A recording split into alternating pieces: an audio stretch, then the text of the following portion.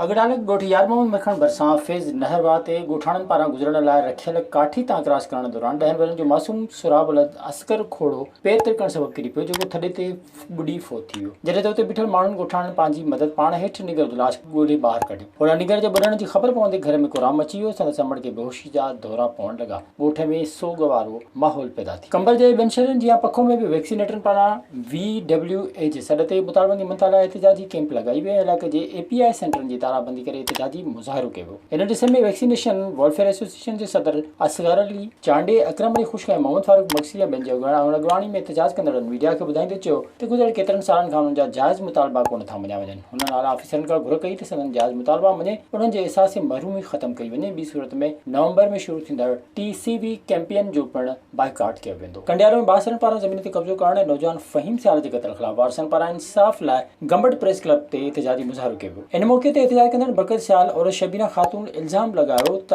बाअसर शख़्स फ़हीम सियाल नौजवान खे ज़हर पीआरे क़त्ल करायो ऐं बाअसर 22 जिरब ज़मीन ते कब्ज़ो कयो आहे। कंडियारो जे भागो देरो थाणे जी पुलिस नौजवान जे क़त्ल में जवाबदार गिरफ़्तार न पई करे ऐं उन सां इंसाफ़ न पई करे। हुननि army chief IG Sindh supreme court खां मुतालबो कयो त इंसाफ़ करे नौजवान जे क़त्ल में मुलविस जवाबदारनि खे गिरफ़्तार करे ज़मीन तां कब्ज़ो ख़त्म कराए ॾिनो वञे। पटीदनि में बासरनि पारां बंदि स्कूल ते कब्ज़ो करे उनखे माल जे वाड़े में तब्दील करे छॾियो आहे। कोरोना वायरस जे ख़तरे सबबु हुकूमत पारां कुझु महीननि खां सिंध जा तालीमी इदारा बंदि कया विया आहिनि। तालीम दुश्मननि सॼी सिंध में तालीमी इदारनि जे बंदि हुअण जो फ़ाइदो वठंदे उन्हनि खे पंहिंजे इस्तेमाल में आणणु शुरू करे छॾियो आहे। पटीदनि जे सियाल कॉलोनी में मेन प्राइमरी स्कूल ते बासरनि पारां कब्ज़ो करे बंदि पियल स्कूल खे माल जे वाड़े में तब्दील कयो वियो आहे, जिते स्कूल जी चौदीवारी अंदरि बासरनि स्कूल जे वणनि में चुपायो माल ॿधी छॾियो आहे ऐं उन ते कब्ज़ो करे वरितो आहे। सोशल मीडिया ते अहिड़े वीडियो वायरल थियण खां पोइ तालीम खाते जे कामरनि तोड़े तालके ऐं ज़िले इंतिज़ामिया को बि नोटिस कोन वरितो आहे। पटीदनि जी सुॼाण धुरियुनि सिंध हुकूमत जे आला अख़्तियारनि खां घुर कई आहे त बॉयज़ स्कूल तां कब्ज़ो ख़त्म कराए बासरनि ख़िलाफ़ सख़्त कानूनी कार्रवाई कई वञे। विज़िट कयो अवामी आवाज़ मीडिया ग्रुप जी वेबसाइट awamiawaz.pk।